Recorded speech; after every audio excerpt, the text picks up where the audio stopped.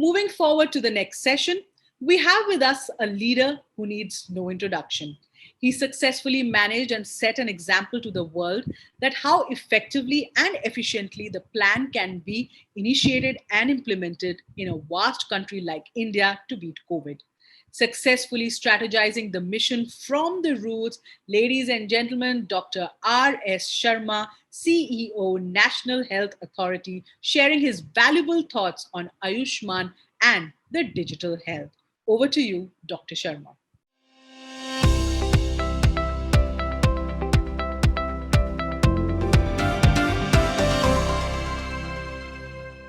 Good afternoon, and let me begin by thanking Cyber Media Group for inviting me to this 21st Voice and Data TLF Awards.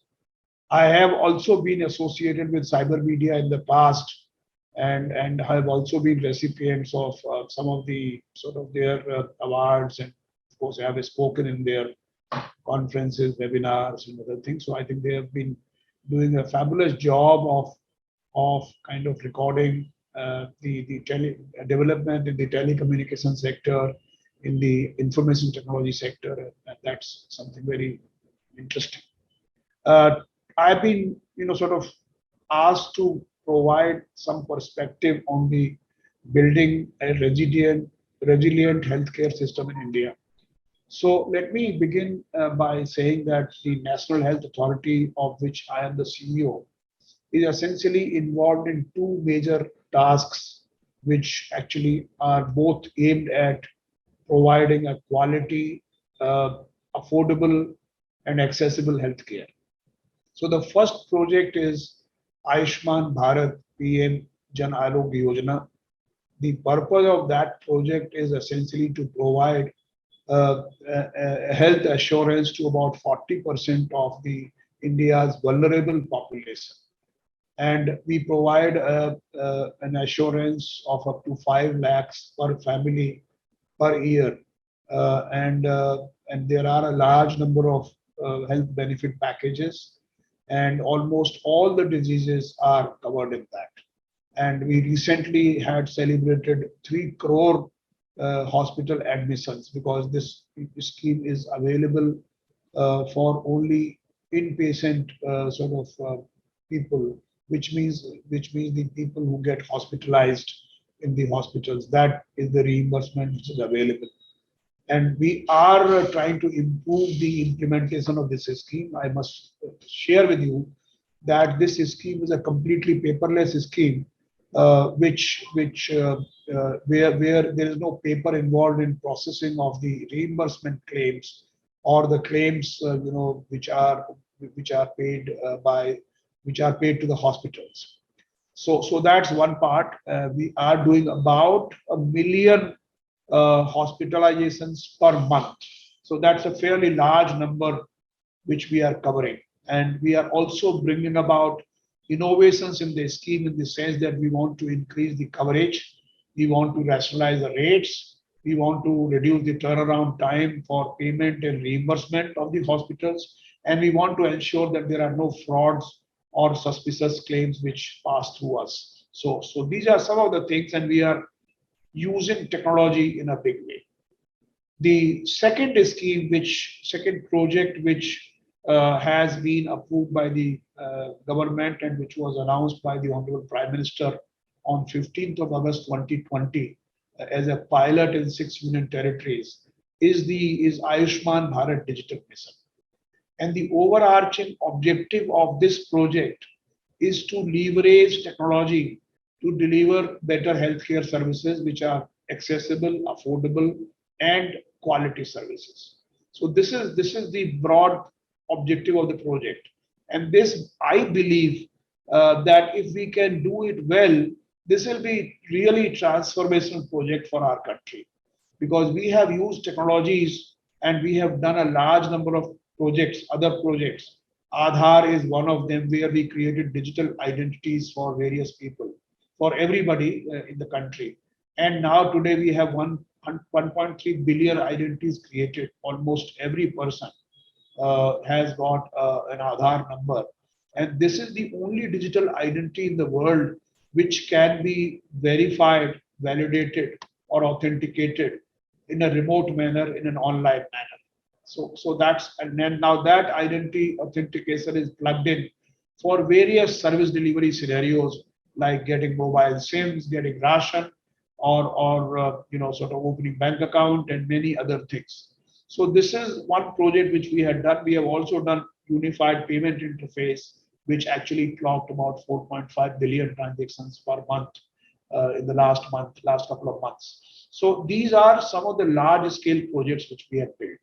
And these projects are give us the confidence of building a project like Ayushman Bharat Digital Mission, where we are creating an interoperable network of various sort of facilities, which are health facilities, health professionals registry, and we are also creating longitudinal records of each patient on which patient will have the control.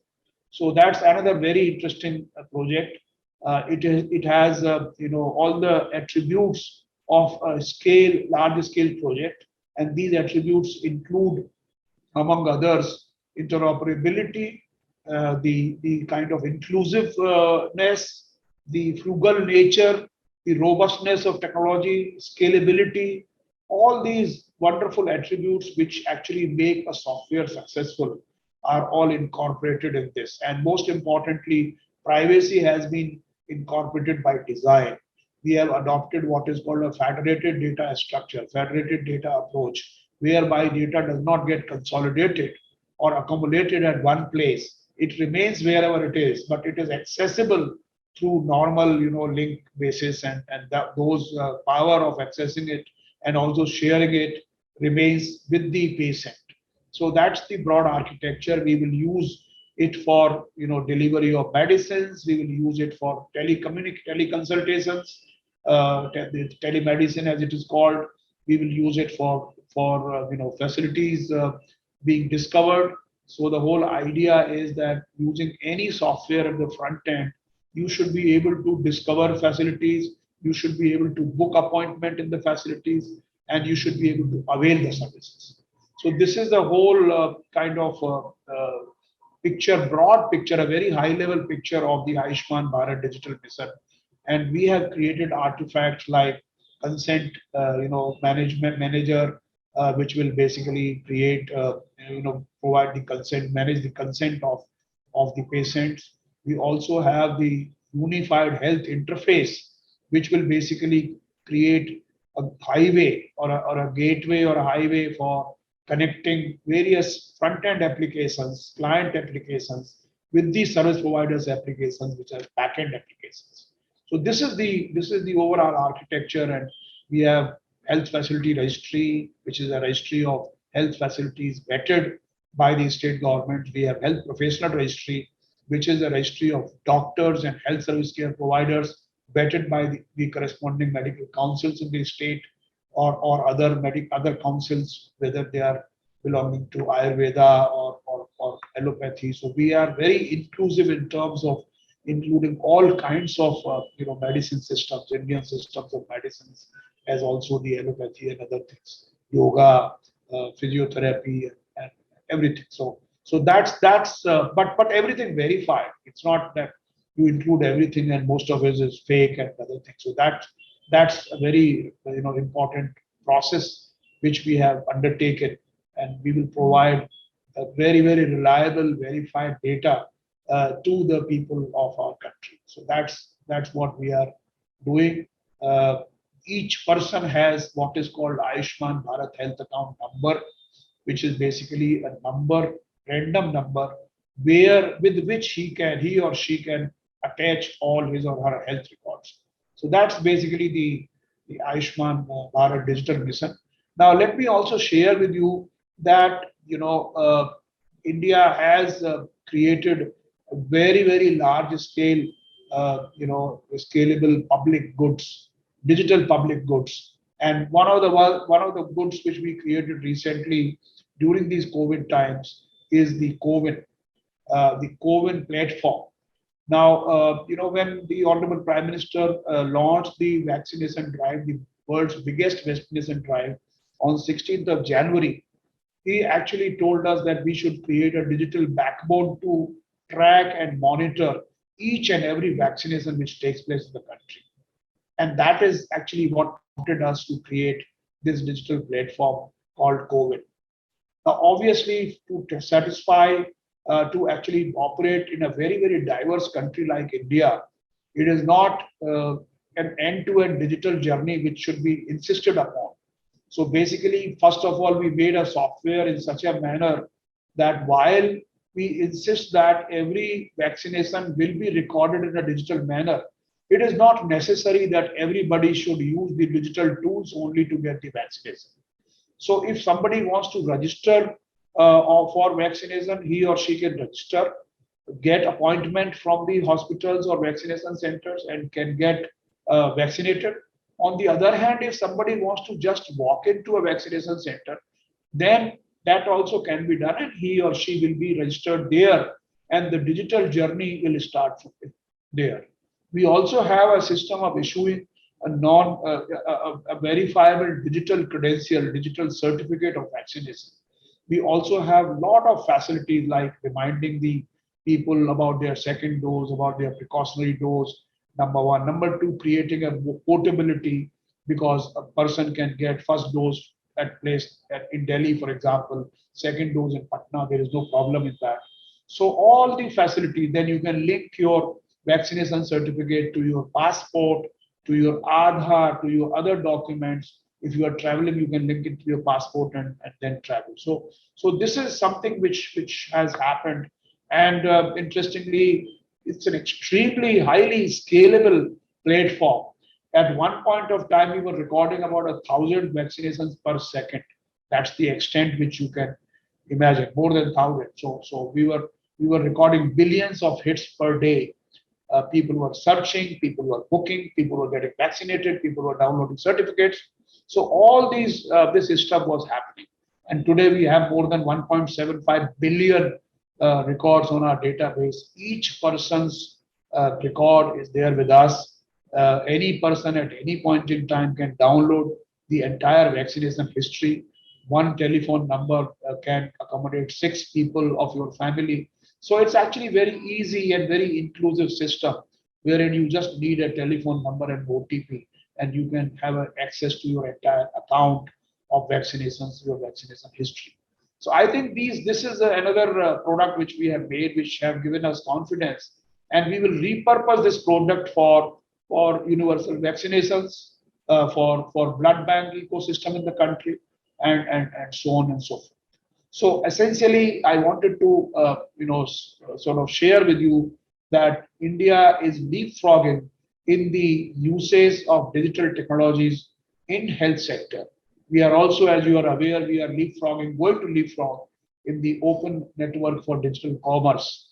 That's another project which is happening over in DC, and I'm sure that will also transform the digital commerce in the country.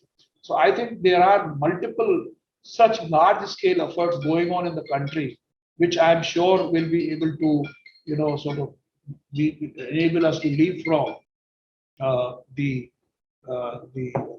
leapfrog in the digital space. So I'll end here. Thank you very much for inviting me to deliver this keynote address. I hope I have been able to share with you the developments which have taken place in the health space, the application of digital technologies, and also Aishman Bharath sort of PMJY scheme. Thank you very much, friends.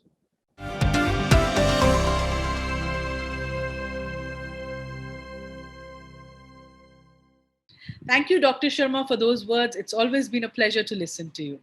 Moving forward, I would now like to invite Professor Ashok Jhunjhunwala, Institute Professor, IIT Madras, India, President, IITM Research Park, IITM Incubation Cell, and RTBI, to share his views and insights on telecom in India, some turning points.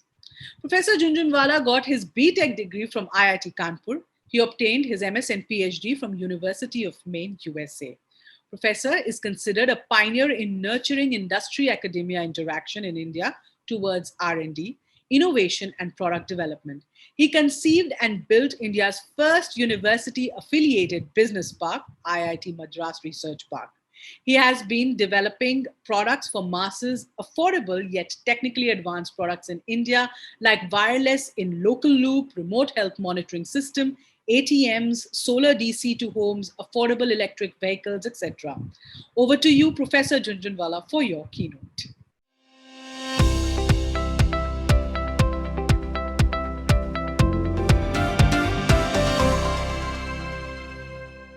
Telecom has come indeed a long way in India over the last 40 years. What I will do today is very quickly run through some of the difficulties that we faced and some of the tasks that we had to do in this process. So some turning points.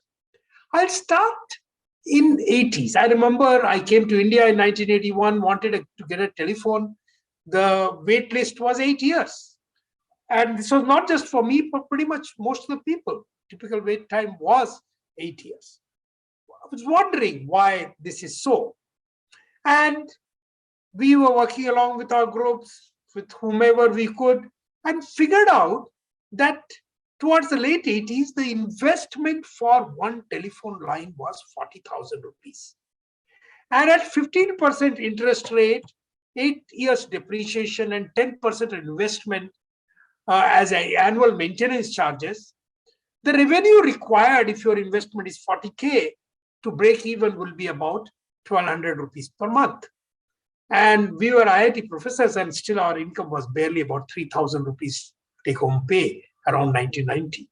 So it was clear that we could not be provided telephone, because if the provider, my bill is only 200 rupees, the telecom department will not break even. The telephone line will not break even. So basically what happened is that there was a long queue and you could get it, but then it was highly subsidized. And we really realized that this will not change unless this whole subsidy gets removed. There were two steps that started happening in mid-80s, late 80s, I would say. The first, and in fact, we worked with Sam Petruda at that time, the introduction of STD, ISD, PCO.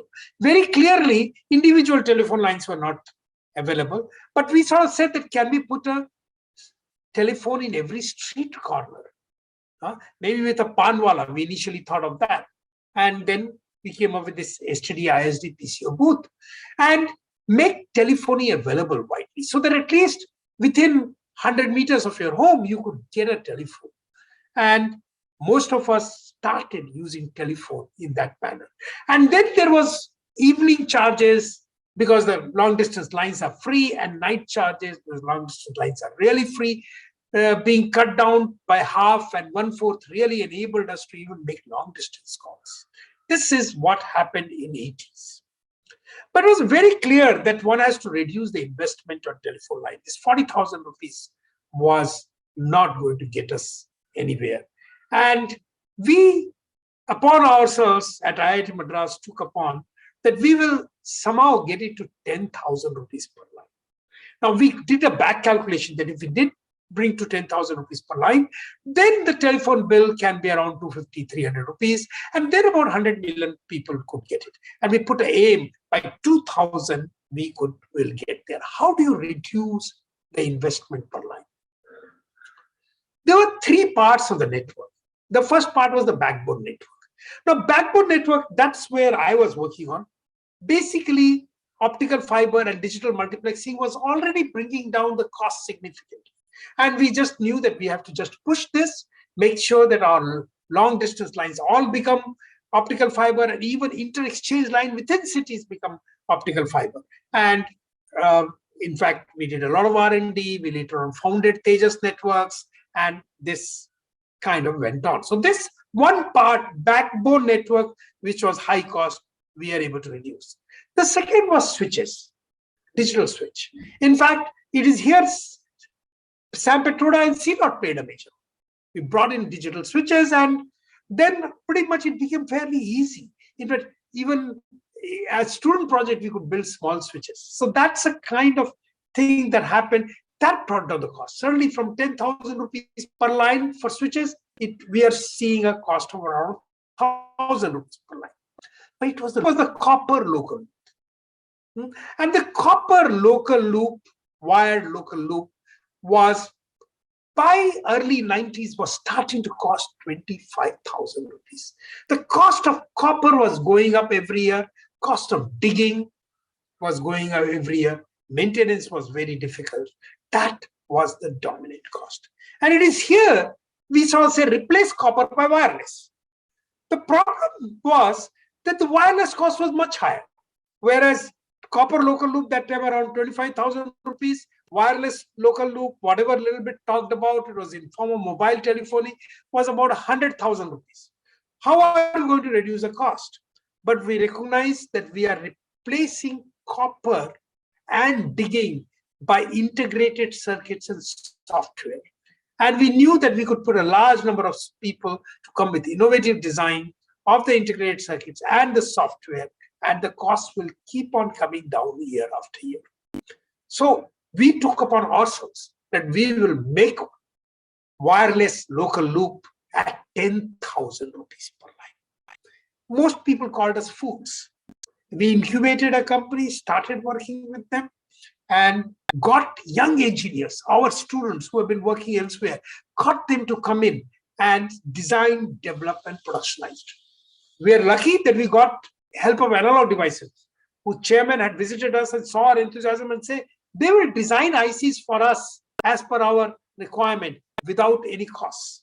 And then we are able to go together with Analog Devices and sign up with 4 companies who gave us in 1994 75 lakhs rupees per company to develop this. This will be the advanced license fee. They will then manufacture.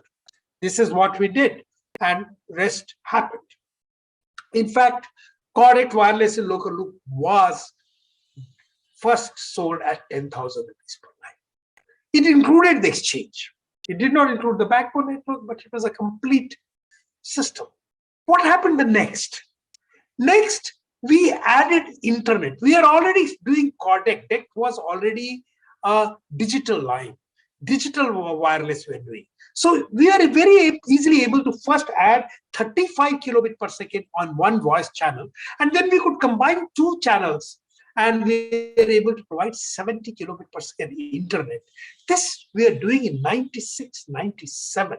And we then sort of say, well, we will take the telephony to the village and also internet to the village. We use this STD PCO kind of concept and sort of say we'll set up an entrepreneur in every village to set up this kiosk. And communications will be telephony and 35 to 70 kilobit per second internet. But then we will drive all kinds of services. We focused on what can be done to transform village. Education. Can we prepare children to do better in class 10 exam? We started providing these kind of services. Can we provide telemedicines? Doctors, local doctors are very excited. We sort of say, we'll connect you to people in the village. We had already a video of 70 kilobit per second, even at 35 kilobit per second. We could do a small video and between the doctors and the patient. And we then developed a remote diagnostic kit, which took the blood pressure, took the temperature and heartbeats, and we started to do telemedicines. The next step came that we were able to invite veterinary doctors to come and treat animals. Initially small animals, cats and dogs and goats, and later on even cows. We then started working with different departments, government departments. So what kind of support services can we provide to agriculture? Can we give them the advisory? Can we help them figure out what they should do? Where should they get fertilizers? Where should they get pesticide, crop disease? Can we kind of help that? And then we started working with government to provide all kinds of citizen services. You don't have to come to the towns for the services. And we also started trying to drive financial inclusion. It is in this process we actually even sort of say, can we set up an ATM in the village? The cost of ATM was also very high. And we also took upon ourselves to again create entrepreneurs who actually brought down the cost of ATM. Connectivity was already provided by us. The cost of ATM from around 10 lakhs to around 2 lakhs or even less. And that's brought in the some amount of financial services on internet in the villages. And we did achieve 100 million telephones, fortunately 2001, because we showed that the cost will go down, and then the things just kept on going. But one of the big concern around 2000s, we had that we were importing everything. Handset, base stations, switches. And are we going to continue to do that? The codec went on for certain stage, didn't go further. And 2G mobile telephony, 3G was knocking at the door, everything were importing. And at that time, 2G to 3G to 4G to 5G, we realized that this is a standardization game. You can do whatever you want, technology development, unless you get into the standard and drive down the costs and the patents into the standard, you are not going to win. Everything will come from outside. And that's a time, sometime around 2005 or 6, we started first setting of Center of Excellence in Wireless Technology at IIT Madras, and then TSDSI much later. But what we did is that we got all the IITs and ISC together, and we had several hundred young faculty and PhD people to start working together. Our objective was, can we come up with new techniques and get into the standards? 3G was too late. 4G is where we went in. We started getting into patents. Soon to realize, we started attending the standardization meeting internationally. We soon realized that breaking into standards play is very difficult, even though our technology and our patents were better. But it is large corporates, international corporates, which controlled what went into standard, and they would not allow nobodies from India, all these professors from India, to get inside. But we didn't give up. We took support from the government. We kept on talking about it. TSDSI, I'm talking about India. I'm not talking about us or IIT Madras. We played a role. We played a leadership role, but we were all part of it. 5G, finally, we have got into the standards. We have now a few of our patents into the standards, and we need to accelerate. Same time, what is happening to handset manufacturing? Fortunately, the handset manufacturing from around 2013 onwards got pushed by focusing on manufacturing in India. And we were able to invite companies like Foxconn or others to come in and start manufacturing. Initially, the value add was very small, but then the value add can keep on improving. And our target should be in the next 5, 7, 8 years. Can we reach 40, 50% and start not just manufacturing for us, also exporting? At the same time, what happened to the infrastructure? Fortunately, with 5G emerging, we realized that all the base station controller and the switches that we used to have, and which was a proprietary items of some of the large companies, actually could be server farms. Server farms which are used for all kinds of servers. And software. It became primarily a software game. Hardware, there was nothing much to do. It was we could get servers and we could load the software. And this is what started making India a player. And of course, CIVIT did a lot of work. All the groups at IITs, different IITs got together and developed a lot of software. CDOT got into the act. And we are now starting to have our software in 5G. Some of the players are still reluctant, large players are still reluctant. I think it's a matter of time. Already TCS and Mahindra are getting into this, Tech Mahindra is getting into this, and they will get in there. That's the next thing. The other parallel thing that we started looking at is mobile payment and digital banking. I was fortunate to be on the board of State Bank of India and started looking at transaction cost. I started asking questions. How much is that transaction cost takes place? I was the chairman of the, at State Bank of India, the committee of IT for driving technology into banking. And we started computerization of banking, leveraging the telecom network. We went for centralized banking, internet-based banking, rather than each branch doing things separately. And initially there was a lot of doubt, but finally telecom was developing and this was becoming possible. And then we started asking questions, cost of transaction. How much does a branch banking cost? How much does an ATM cost? And how much does a digital transaction, let's say credit card or on internet, how much does it cost? We found that branch banking was almost 7 to 8 times more expensive to ATM, and ATM cost was 8 to 10 times more expensive than transaction cost than the digital transaction. And we started sort of saying, why not therefore drive the digital transaction? That time credit card was the only thing. And we say, why can't we drive the credit card? I pushed it at State Bank of India. But I was told, well, the credit cards world over has 4% fraud. And in India, it's going to be even larger. We cannot afford that. That's the time we came up with the concept of OTP, one-time password via SMS. Saying, well, if we sort of link all payment with OTP, card payment, then frauds could be significantly brought down. We are told, well, SMS cost is going to be high and SMS is not real time. What we did is that I was fortunate to also be in the boards of some telecom companies. I started working with them. How do you bring the SMS, make it real time and bring down the cost? Bulk SMS. And we were able to do there. And that's basically brought in the starting digital banking and mobile payment.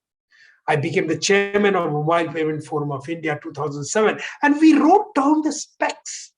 How do the mobile payments were going to take place? Still when 2G was predominant, 3G was just coming in. We started working on how do you provide it SMS. GPRS was not very strong. Touch phones were not there. We still started developing application and doing that. And we also went on for, can we use USSD payment? Because USSD channel is real time. Can we make payments using that? Well, it went on. There was a lot of resistance from some telecom player, but finally the whole thing started moving. Mobile payments started moving. And then we played the role in unified payment interface. I'm still on the board of State Bank of India, also on the IDRBT, and we, as chairman of Mobile Payment Forum of India, we could push. And today, the unified payment interface, we have close to rupees 10 lakh crore transaction per month. I don't think anybody else in the world can beat this. This is where we have got there. Sometimes people ask, where is Indian technology? All this was Indian technology. The whole mobile payment and all this was Indian technology. Well, what's happening today? Very quickly, digital media, social networking, voice, video communication, everything looks positive, but there are downsides. Trolls, fake news, cyber attacks. This is something very, very serious and hurting the telecom and the society. But on the other hand, mobile-enabled merchants are enabling on-demand consumer services, transport, Uber, Ola, food delivery, Zomatos and Swiggy, medicine delivery, goods delivery. And recently I found that I wanted to send some food, home-cooked food to somebody else, and one could do so. All this is happening. Of course, it's happening in the world, but it's all based on mobile. Without mobile and telecom, none of these things will work. And then when we are hit by COVID, the whole situation, the way it went, almost looks like within a month or two, we're able to do remote working. And today, I'm even recording this remotely. And we are able to do this. What can one say? Just this is all telecom and internet and IT. Finally, what are the unfinished tasks? One concern is digital divide is very strong in India still. One will not believe it, but we did participate in some surveys. What happened during COVID times for schools, for poor people, in schools in villages in particular? Most of the children could not get educated. Low-income children have not attended schools for last 2 years. Very often this is not brought out. This is not talked about. But they're just not attended. And in spite of all this connectivity, they don't have mobile phones that can provide the kind of connectivity. And they don't have people who can guide them. So this is another thing that fintech, we started focusing on fintech. Fintech has become very large, all mobile based, but it is still focused on 15% of population. 85% of the population of India, which earns less than 25,000 rupees per month, they do not get good fintech service. There are companies now working on it. Even at our IIT Madras Research Park, there are a lot of companies. But this is something that we have to break.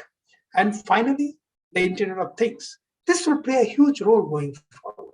Everything will be on internet, and our telecom network will be driving it. Best wishes. Thank you very much.